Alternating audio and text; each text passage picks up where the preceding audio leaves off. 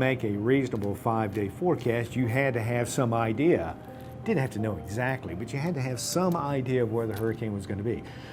Well, the computer models that the National Hurricane Center was using back then, as it came off of Puerto Rico, had it moving towards South Florida. The only problem I had with that was it didn't make sense because the storm as it came off of Puerto Rico was moving north-northwest instead of moving west-northwest.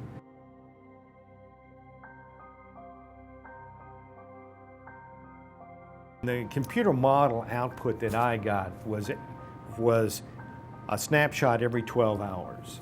So what I decided to do is, all right, let's keep it on its path for 12 hours, see what the weather pattern looks like in 12 hours, and make the adjustments. And I did that. And when I did that, the conclusion I came to was it was coming into South Carolina. It's always comforting to know that your work is appreciated by others, but I think it was even more appreciated by Carrol Campbell, the governor then. Carrol was an avid fisherman, so he knew the coastal waters, and I already had somewhat of a reputation as far as weather forecasting was concerned by the time Hugo occurred. Of course, the success of that forecast just solidified that reputation.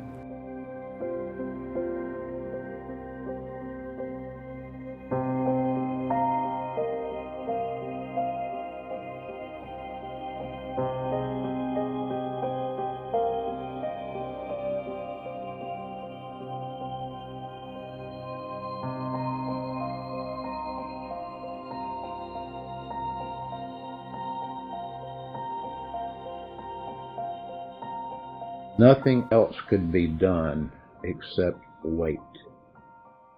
And the most poignant memory I have is the governor and I in his office at about 2 o'clock in the morning, listening to the sounds of the trees and the wind. And we just sat there in silence because there was nothing to do. So I pulled out my Bible, I read some Bible verses, and he and I prayed together because we had done everything, he had done everything humanly possible. The rest was up to God.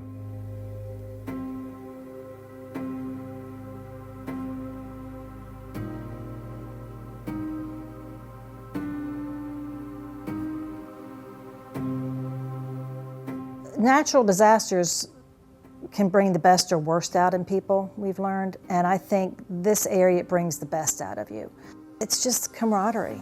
You know, people know you're going through a hard time, it's very stressful, and you just do the best you can. That's all you can do.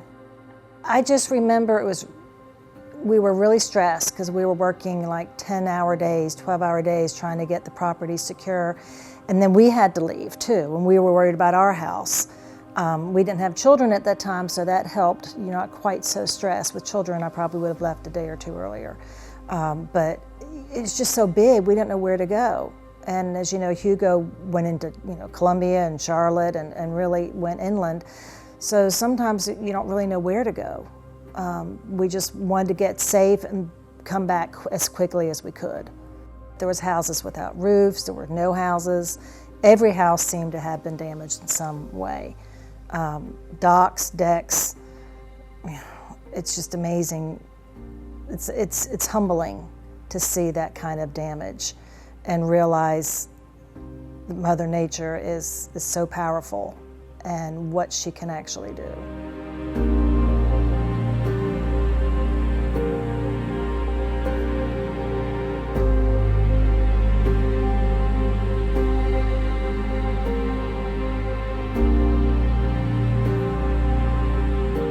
Mainly it was destruction on the buildings that faced the coast.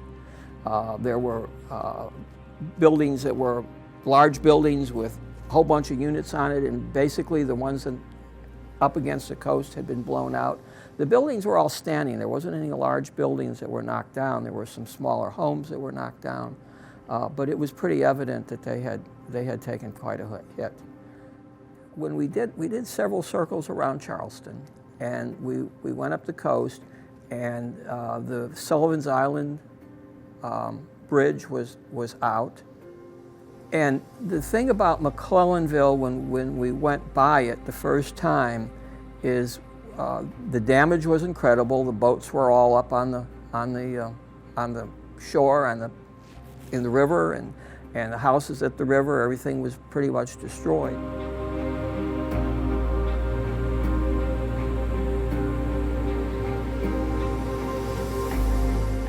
We organized because me and Reverend went into Charleston, went into the Red Cross centers, and went out to some of the rural areas, and then talked to some of the preachers, talked to some of the politicians, and organized the Rainbow Relief effort here in South Carolina, which we organized right from Bethel AME Church, right over on Sumter Street, and then staged the pickup for food and delivery from Benedict College right across the street.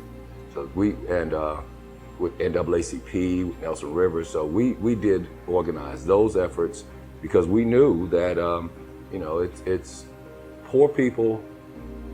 People don't really consider poor people in a storm. I mean, they raise a lot of money, and even when you look at Red Cross and a lot of the money that goes to these organizations, you might send a lot of money into the Red Cross, but that aid and that money is not going to get to those communities.